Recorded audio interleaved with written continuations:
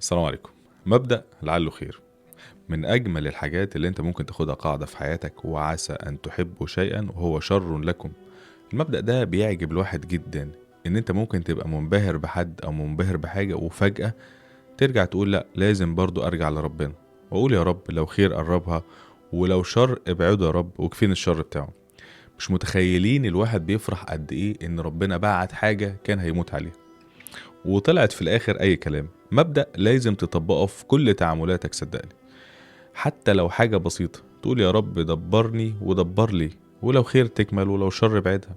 ولما حد يبعد أو موضوع ما يتمش أو شغلانة ما تحصلش في حياة أو في جواز أو في أي حاجة، الواحد بيبقى مبسوط وراضي إن ده خير. وبعد فترة قصيرة جدا ربنا بيعرفك وبيأكد لك إن ده كان خير ليك، إن الموضوع ده ما تمش. تحس كده ان اللي لعله خير دي قمة التسليم وقمة التوكل على الله، اللي هو بلاش انبهر او اصمم او امشي في اتجاه وفي اتجاه تاني ربنا بيجهزه ليا احلى واجمل مليون مرة، بس انا للاسف بالسذاجة بتاعتي مش واخد بالي.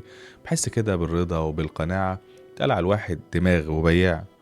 بس والله الواحد حرفيا بيسيبها على ربنا، اللي هو ربنا عارف، ربنا عالم، ربنا حاسس بكل حاجة انت بتفكر فيها. مهما كنت انا بفهم فانا جاهل قدام علم ربنا. علشان كده مش دايما بنبهر ومش بفرح بأي حاجة، ودايما ماشي كده وسايبها على ربنا، وبرجع واقول في الاخر لعله خير. السلام عليكم.